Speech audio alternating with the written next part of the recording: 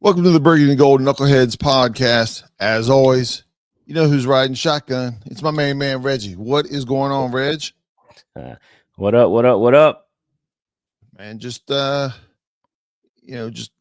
finishing up, enjoying the game against the Eagles.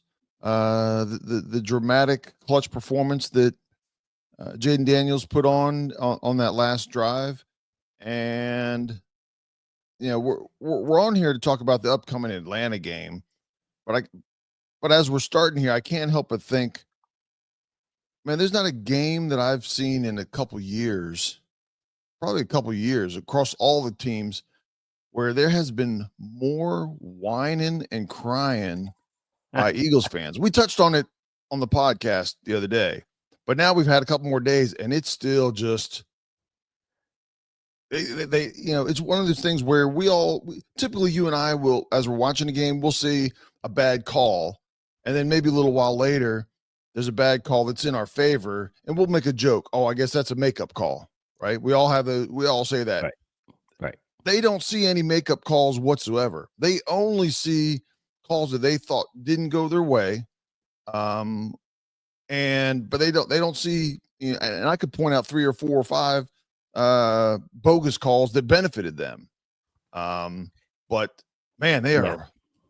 I knew the Philly fans were the fans they were, but this week just enhances how much of a bunch of crybaby whiners they are, man. It's funny you say that, man. Because I was going to point that out just as well. Being on social media, boy, them dudes, girls too, they're not exempt from this. They are whining, like crying like babies. Their mantra is "Fly, Eagle, fly." And there's been a lot of cry, eagle, cry on this thing, man, because they have been nothing but whining and complaining. And they talked about, there's the calls that were not called.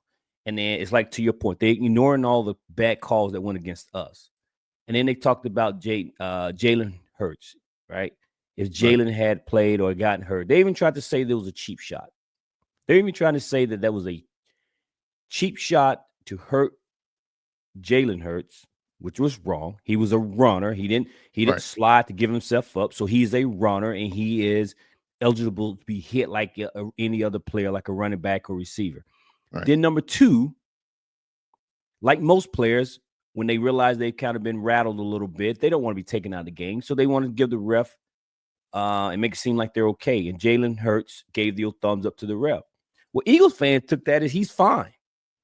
It was the BS. They BS. The league conspired against them to take him out so we would win the game. And the last time I checked, Jalen Hurts doesn't play defense. Right. All right. He's not intercepted a single pass. And if he's made a tackle, it's because he threw an interception. But he doesn't play defense. And some of our fans very eloquently pointed out that Eagle fans are complaining, saying that we're celebrating because we beat their backup. They won their Super Bowl with a backup. Right. They celebrate that backup. Yeah. Right.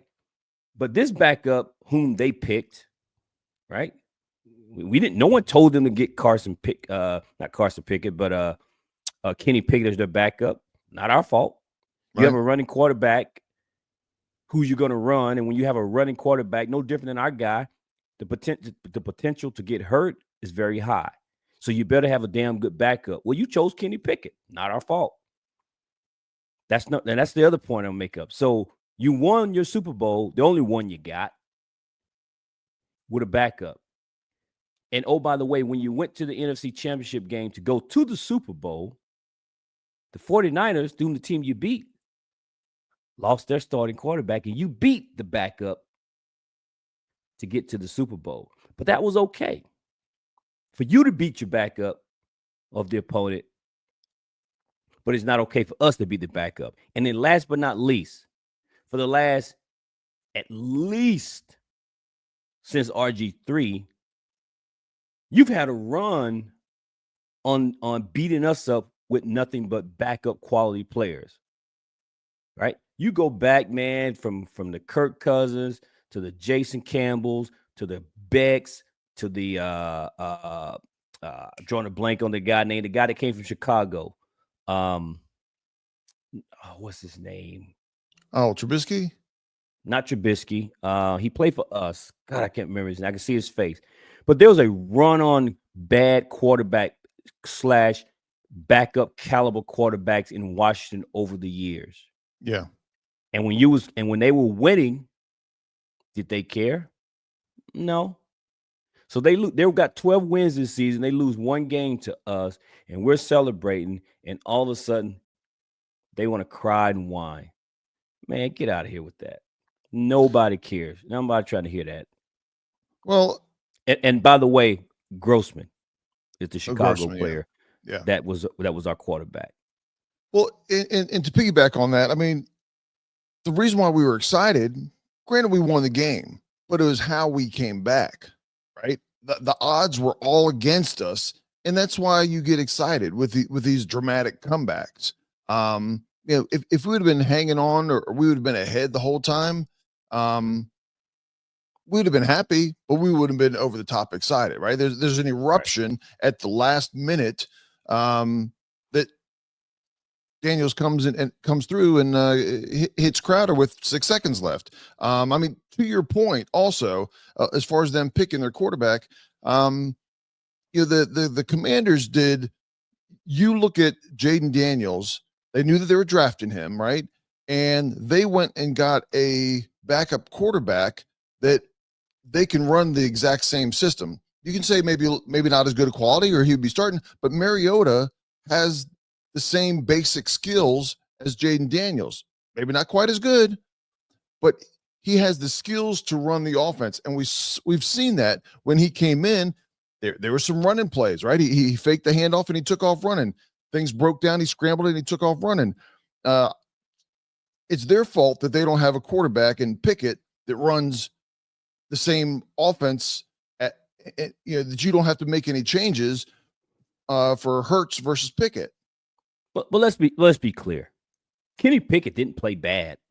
Kenny Pickett is a former starter in this league, right? It's not like he was just an undrafted guy or whatever. He's I think he's a former first round pick. But even if he wasn't, I don't remember I know he was drafted by Pittsburgh, but at the end of the day, he's a former starter in this league, quality player. And he didn't play a bad game against Washington. Okay. But at the end of the day, we just didn't have the level of respect for his play. So they loaded the box and said, we're going to force Kenny Pickett. No different than what every team does. Just like when we played the Eagles in week 11. Right. They took away Terry, our number one wide receiver, and said, we're going to force someone else to beat us. Well, guess what? We didn't make the adjustment.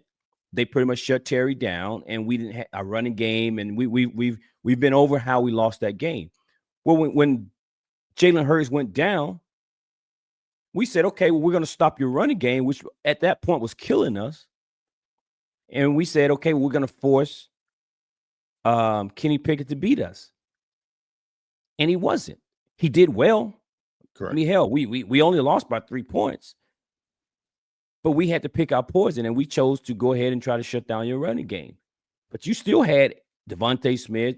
You still had A.J. Brown. You still had that touted offensive line. So man, come on. Well, nobody want to hear that, man. They need to shut up with that. But anyway, they're not going to let it go. The game is already in the books. The 2024 season, Week 16 victory. The good guys over the bad guys. And so that's the way it's going to go down. And so we're, as Belichick would say, we're on to Atlanta. On to Atlanta. And Atlanta all of a sudden made some changes, right? Atlanta initially, between free agency and the draft, they made big waves and questionable moves when I guess probably Kirk Cousins was probably the biggest quarterback that made a move this past year.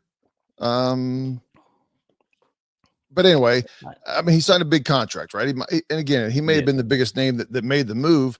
And 2 weeks later, they turn around with a top 10 pick. Number 8. What's that?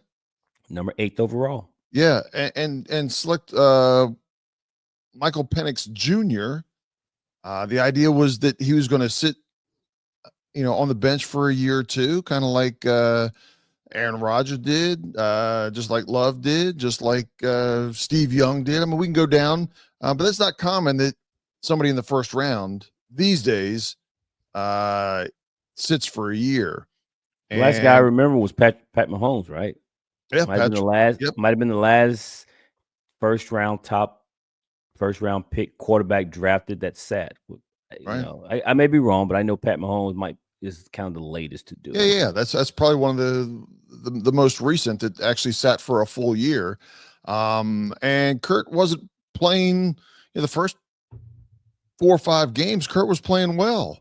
Looked like he might have been the answer for Atlanta to get them to the next level. And then he wasn't.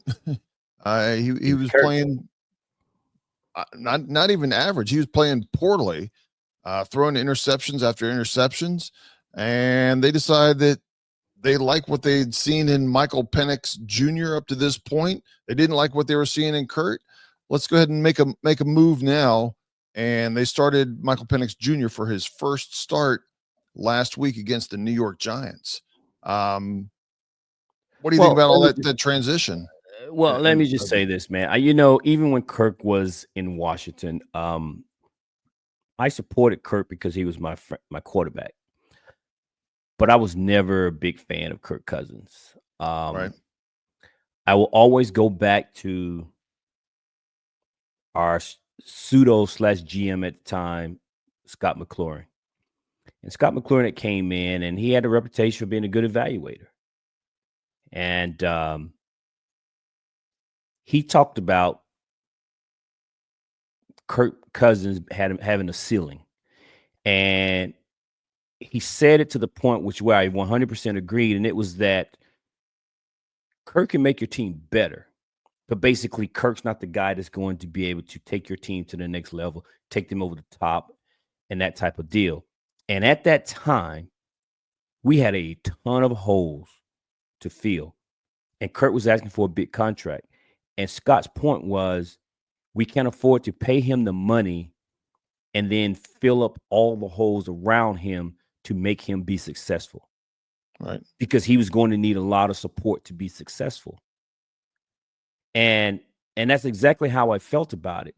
So when everyone was like Washington was dumb and stupid for not paying Kirk Cousins, who had set some records in Washington, throwing for 4,000 yards and all those kind of things, I understood why someone would say that from the outside looking in. But for someone like you and me who watched the games every week, we knew 4,000 yards were empty yards by Kirk. He was right, throwing the ball and racking up yards because we behind most of the time. right. We weren't running the ball. We had to throw the ball. So of course he was padding his stats. And the stats were looking good. If that's all you want to look at, then yeah, his numbers were great. But we weren't winning because of Kirk, but Kirk had great numbers. Right. And so when he went to Minnesota and Minnesota signed to all that money, we were like, I wish we'd have been able to keep him at a lower cost, but not at the cost in which Minnesota broke the bank for him. And Kirk has been the model and the poster child for finessing contracts. And I probably say Dak Prescott might be number 2, but number 1 has got to be Kirk Cousins, who finessed some money out of Minnesota. Minnesota had gone to the NFC Championship game the year before. And when Kirk went to Minnesota for Case Keenum, because remember, we got Case Keenum and Kirk went there, Right. man, Minnesota hadn't sniffed an NFC Championship game since Kirk. And in fact, they was missing playoffs and all this kind of thing. And then he signed another contract with him, and eventually he ends up in Atlanta. But he's the Kirk that we've seen. Washington fans have always known this, and the league has now caught up to it and stuff. And I wish the best for Kirk. I mean, I watched him on Quarterback, the documentary they did on Netflix. And a lot of people who were not familiar with Kirk Cousins got to see the good, wholesome Midwest guy that he is. And I like him, but I don't like him as a quarterback of my team. Right. A lot of good guys, but he was not my franchise quarterback. And so that being the case, he injures himself in Minnesota. He tears his Achilles, and then he goes to Atlanta. And I thought hands down that Atlanta would win the NFC South because Tom Brady had retired in Tampa. Baker Mayfield had one good year, but again, his career had been up and down. And I was like, well, I need to see it one more time from Baker. And then they had Mike Evans and everyone else. But it's like, I thought with all the weapons that Kirk had in Atlanta, I thought we'd finally see a little bit of the Kirk of old. And it started out not bad. And people said, well, it's not everything that we've seen. And maybe he's still coming back from his Achilles injury. And then it just never got better. And so I don't know if the injury has taken the toll and finally has pretty much derailed his career or what. But I will tell you this, without being in the building and the amount of money that Kirk Cousins, that the Atlanta organization had given Kirk Cousins, which means it would be salary cap money, it would be dead money, and yet they chose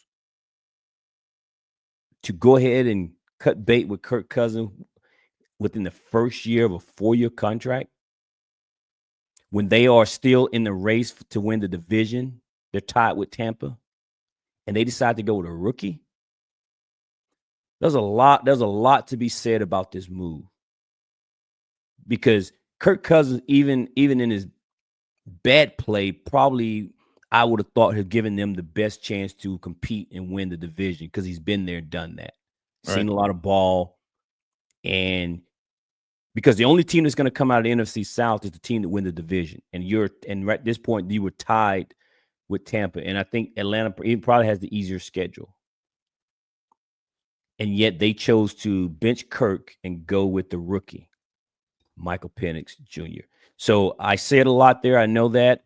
But that was kind of my assumption here is I see what's being said publicly, but I have to wonder what's not being said because of everything that this move represents for the Atlanta Falcons.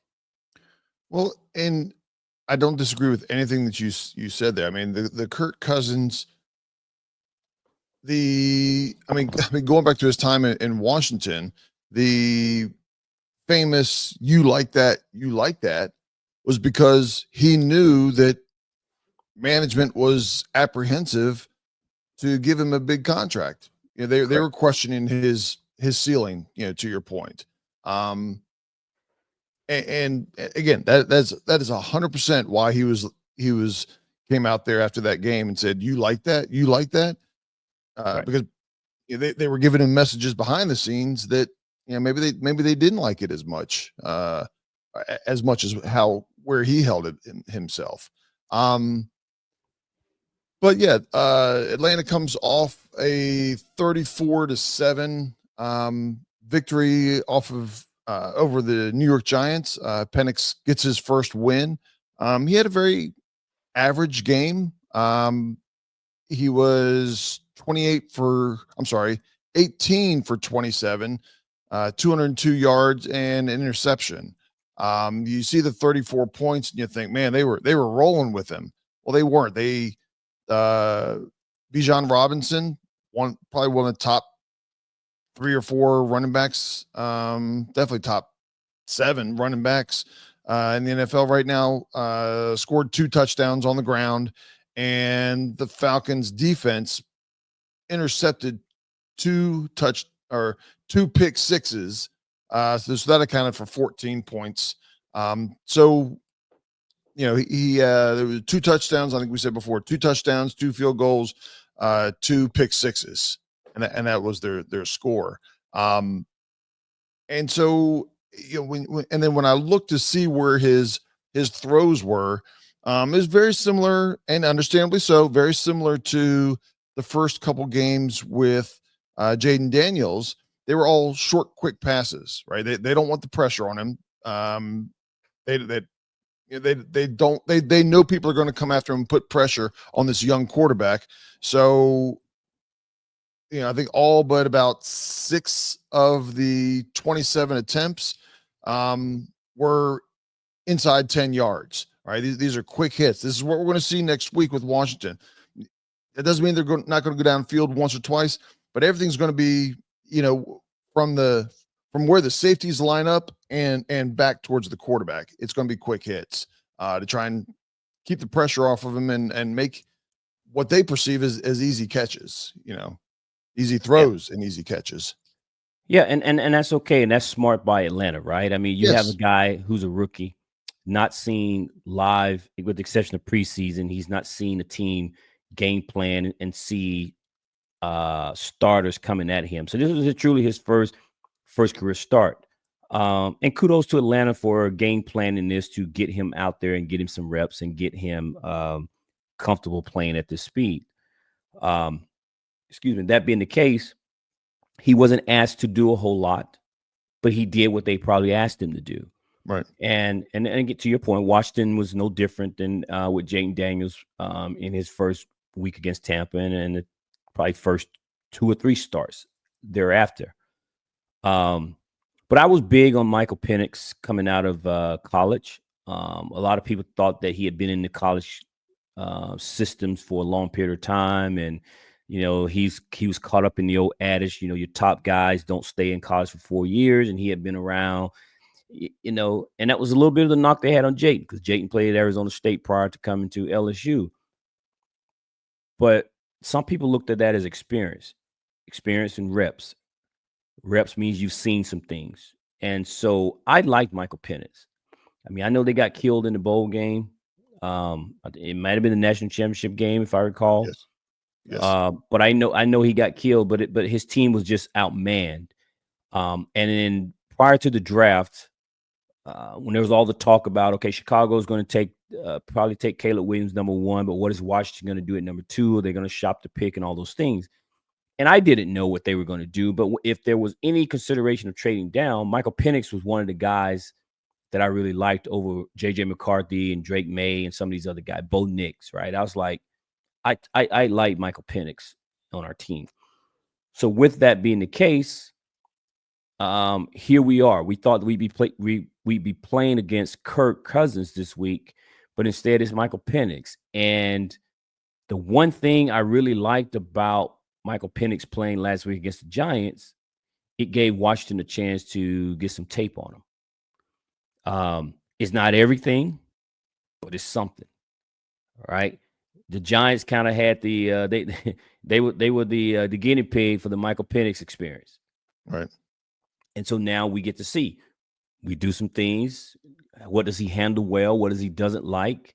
And clearly, I think the game plan against us will be a little bit different than what the Giants saw. But nonetheless, there's a little bit of tape on him. And I'd like to see how Washington will be able to capitalize on the inexperience of Michael Penix. He has weapons. And you can almost argue that his skill positions, the weapons that the skill position for him is better than what Jayden has. Running back, Bijan Robinson over Brian Robinson. You might want to give the edge to Bijan Robinson. Right. Tight end, Zach Ertz and Ben Sinnott compared to Kyle Pitts. I'd probably take Kyle Pitts. Yep. And then wide receiver, we got Terry McLaurin, and they have Drake London. Now, that might go to edge to Terry on that one. But my point being is Drake London is no slouch. Right.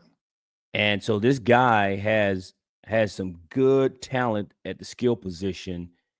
So the cupboard is not bare for one Michael Penix. Right. Go ahead, Ken. Well, yeah. And, it's going to be interesting. I don't know. I have a feeling that this year, especially the last 2 games of the season, that they're going to be somewhat conservative with him, right? And get him comfortable, get him into a rhythm early with short passes, and then see if they can go from there. Because what they need to do is they need to get him comfortable, potentially this week against Washington, and then their final game is against Carolina. And from their perspective, if they can win those 2 games and make it into the playoffs, well, then they know in the playoffs they're going to have to open it up. But at that point he's had 3 games and is more comfortable in the offense and can go from there. So, I mean, if they were going to make this move, now last week was the time that they had to do it to get potentially ready for the playoffs if the team was able to do that. They're from a defensive perspective, they're right in line with Washington.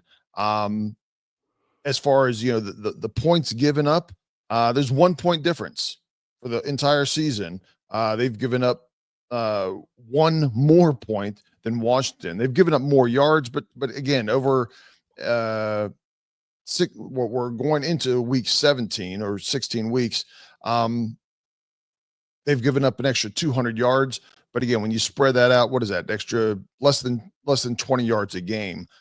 So defensively, they're on par with each other. When you start talking on the offensive side, even though you mentioned the weapons that they have, Atlanta is the number 19th ranked team offensively, to where Washington is number 4. Will Washington be able to keep the ball rolling? They've got a middle of the pack defense. It's going to be interesting to see how Washington attacks Atlanta. They're feeling good about their defense after last week, only giving up 7 points. Granted, it was the Giants, but they only gave up 7 points with not 1 but 2 pick sixes. So it's going to be interesting coming up this week on how Washington attacks on both sides, right? Because I see Washington attacking the rookie Michael Penix Jr., right? From Washington's defense perspective, at the beginning of the year, they're gelling, right? It's a new defense, new group of players, everything like that. Now, you would think that Washington would be a little bit better. They've had some slight improvement, but they know what they're doing. Should know what they're doing, and they know the schemes that they're doing. I think Washington's getting beat here and there by better play or their poor play, but you don't see, like you did earlier in the season, people pointing, I thought you had him. I thought I had him. Washington hasn't had that in a number of weeks. I hope that's not the jinx, right? That's not the curse that when you mention it, but it'll be interesting to see. I think they're going to bring some blitz packages and a lot of variation to Michael Penix Jr. because this is an important game for both teams, right? Washington wins this game. That's why it was flexed to Sunday night, right? This game has a lot of playoff implications. But I will say this, man, this is one of those games where I can't get caught up in the stats, right? I understand they're number 19th offensively and we're number 4, but that has a lot to do with your yardage and points and things of that nature. But we've talked about it already, that it was probably Kirk Cousins and his play, which was holding them back. Them being number 19 it does not have anything to do with the talent that they have. It's just been the play of the offense. But I'm going to say that probably has a lot to do with Kirk Cousins. Jake Daniels' ability to handle the blitz as a rookie and even early in the season, because when his first few starts, that's what teams talked about, right? And I think he was leading the league and had some crazy stats against the blitz. And teams are going to blitz until you show them to stop it, until you show them that it doesn't work against you, so to speak. I have no doubt that Joe Witt is probably going to try to do something to bring some pressure to confuse the rookie in what is on his second start.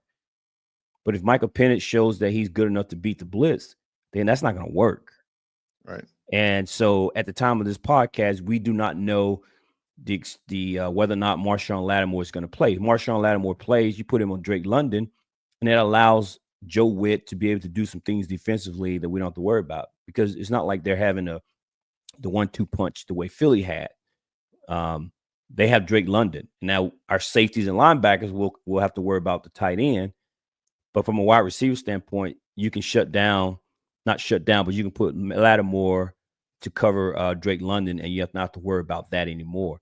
If he doesn't play, now you got St. Jude's back on the field, and we're back to the secondary that we had prior to the Lattimore trade. But we won't know the extent of Lattimore's injury until late this week. And unfortunately, at the time of this recording, we don't know. But I'm hoping that he plays. And I'm hoping that the defensive schemes that Joe Witt and those guys scheme up would be enough to confuse the rookie and make him and put him off balance. But man, if he's going to be the guy they think he will be, then that may not work. But we'll find out, right? And to the point of this game having all the implications, we talked about it, right? This was one of the games that the NFL flexed to Sunday night because a win, Washington is in the playoffs. Period. If Atlanta win, they're already in the fourth spot where they have the tiebreaker over Tampa, so they have to win to stay in the driver's seat for the division. But if they lose the game and Tampa wins, and Tampa's back. So they have something to play for as well. So this is a huge game on Sunday night. And man, it's been a long time since we've been in a game like this, man. And I'm looking forward to it, and I love it. Yeah, I mean, it's, from a Washington perspective, you would love for Washington. I mean, we always want Washington to win, right? But going into the playoffs, it would be great to win this game, lock up the position, and then come the Cowboys. I don't want to necessarily sit everybody, but if there's a player, I'll use Marshawn Lattimore, who's still, he's able to play, but his injury is still giving him a little bit of problems. Man, let him sit, right? Give him an extra week to sit there and recover, because you've got it locked up, and you have him healthier going into the playoffs, and that would go for a couple offensive linemen that may be tweaked, whatever position that is. You don't do that if the last game of the season against Dallas means something. Right. I mean, you may play everybody anyway, but you don't have that option if you have to win that game to make it to the playoffs. If it's a must-win game. If we start sitting people, let's just say they sit Jaden last game. Most of the people play and they decided to go with Mariota. I mean, when's I can't remember the last time that Washington's even had that option. No, I mean, play him, dog. Play him. As Herm would say, you play to win the game. Hello. Yeah. But you also want everybody healthy going into the playoffs. I know. Look.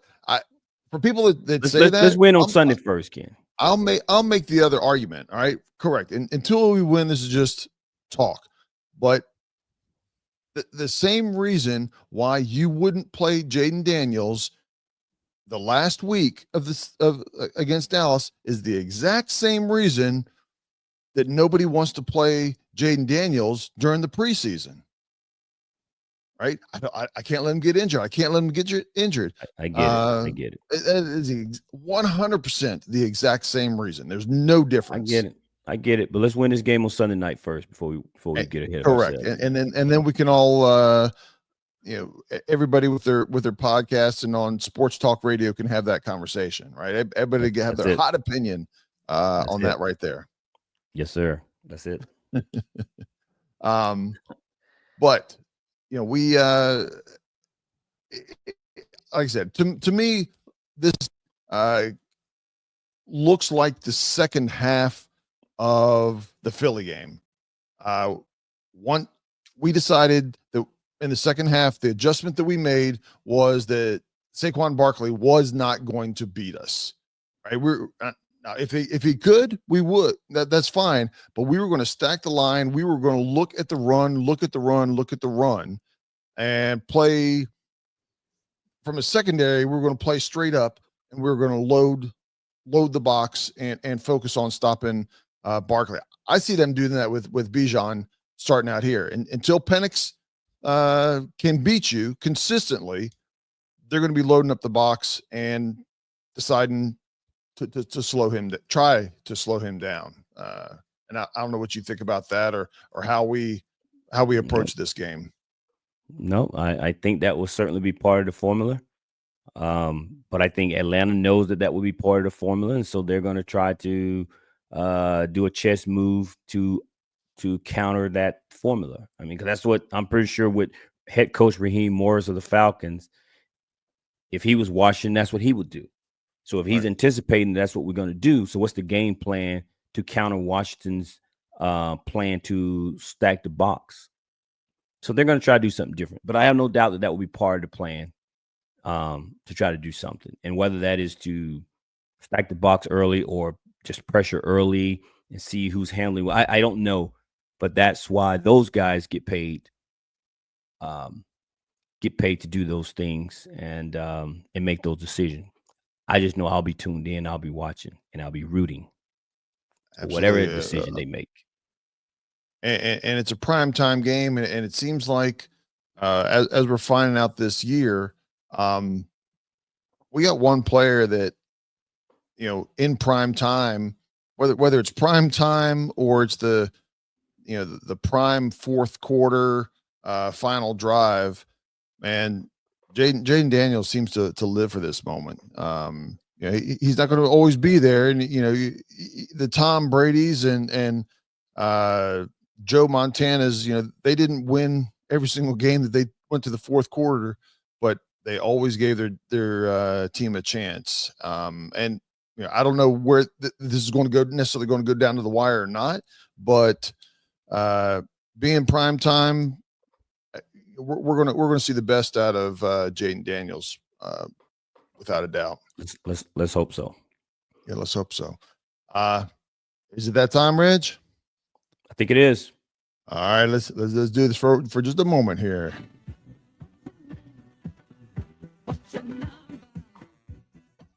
What's your name? What's your number? Don't know if you heard that. Again, we're still having troubles with our soundboard. I've got the intern working on it. But what's your name? What's your number? What's your confidence level going into this game against Atlanta? On a scale of 1 to 10, we're not predicting the score. It's the confidence level that we come out with a win. Reg, you want to go first? You want me to go first? You can go first. Okay. I think we grew in this past game. We still had mistakes that we need to clean up. Some penalties that we need to have less of. It was a game of turnovers, right? I don't see us. We typically are turning the ball over once or zero. I think we're first, even with the turnovers that we had this past week. We're still in the top 2 or 3 in the NFL of the fewest turnovers in the NFL, even after having 5 turnovers. I don't think we turn over the ball that much. And I don't think that Atlanta can keep up with us scoring. They have weapons. They scored offensively. They scored 20 points last week. And I think that's probably on par of where they'll be with Penix. But I see Washington being able to put more points on the board and outscore them. And I see Washington walking away with a win. My confidence level, because it has been pretty with our wins or losses. It hasn't been pretty for a few weeks. So I'm going to keep my score at a 6.5. 6.5. Okay. 6.5, huh? All right. Well, I've heard you say a few times that about the growth of this team. This team has grown. Here we are in our 16th game, if you will, of the season. I'm going to disagree with you and say that this team has grown. I think from week 1 to now, yes, they've grown. But these games that we have these struggles and we come back and all that kind of stuff, I'm not willing to say that they've grown from those types of moments. I think what this tells me at this point in the season, we are who we are. The one thing that is consistent about this team, I will say, is the resilience. Despite everything that happens during the course of a game, the players, the leaders of the team, the coaches and things, they have a way to keep the team engaged. And we see the fight and resilience of the team.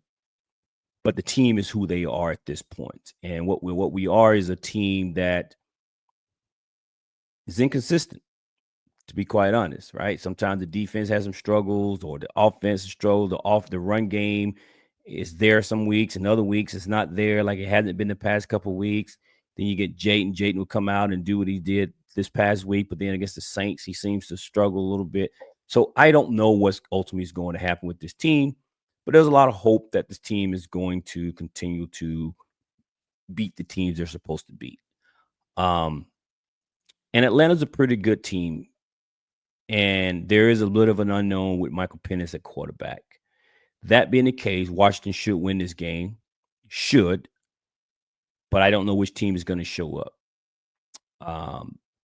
With that being the case, I'm going to say, man, my confidence not I've wavered back and forth on this confidence number, man, but I was going to give it a 6, but I'm going to bump it to a 7. Okay. I'm going to bump it to a 7. And the only reason I'm going to bump it to a 7 is I think because my gut tells me is that that our rookie is better than their rookie. Meaning our rookies had a lot more run time at this than their rookie, and he's going to see some things this week that he didn't see last week.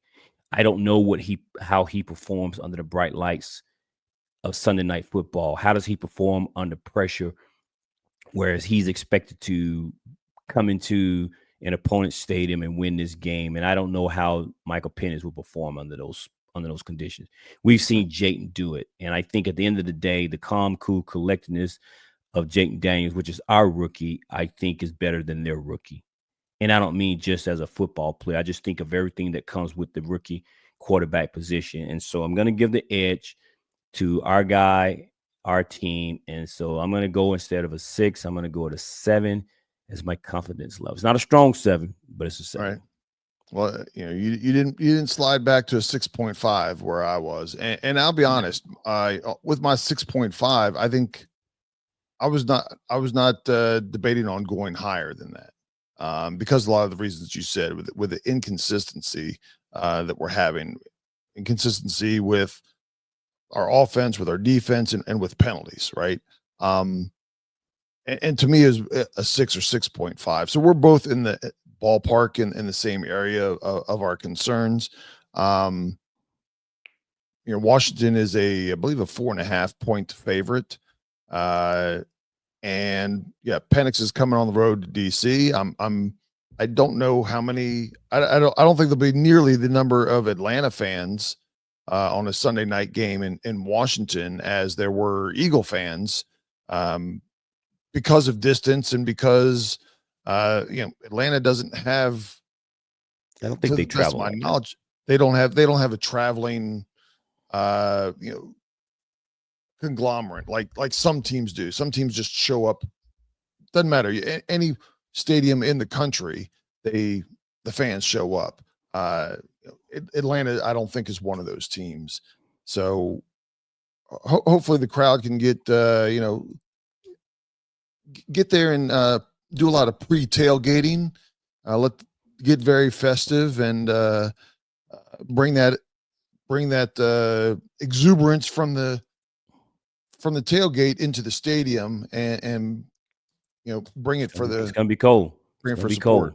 It will be cold. It will be cold. I mean, Atlanta's used to playing not only in the South but in a dome, right? So they're not used to this, and look at all the teams that they play is all through the South. They play the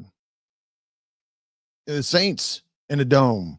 They play in Tampa, that is consistently warm weather. Well, I hear you, but to me, this is about us and how will we perform. If we perform the way we're capable of, then Atlanta doesn't stand a chance. The problem is the inconsistency of how we play, and I don't know which of our teams is going to show up on Sunday night to play the Atlanta Falcons. The cold didn't bother us last week, as far as I understand. I don't think anything that we did or didn't do is related to cold. Attributed to the cold. I agree. Yeah. I was just pointing out that this is not a dome, and those people are going to be sitting outside. So, not an ideal. I don't know what the forecast is. This past week was right around 30 degrees. I believe it was below freezing most of the game. Reggie, you would have had your hand warmers if we would have been there, but sure would have. But you got anything else, Reg? Nope, not at all, man. So for everybody that's listening, if you stuck around to the end here, depending when you're listening to this, I want to say wish everyone a Merry Christmas. And if you listen to after Christmas, Hope you had a wonderful Christmas. And but we'll be back to give a post-game report. Hopefully, we will be considered ourselves officially playoff bound by the next time you hear from us. So until then, y'all, peace out. Peace out, knuckleheads.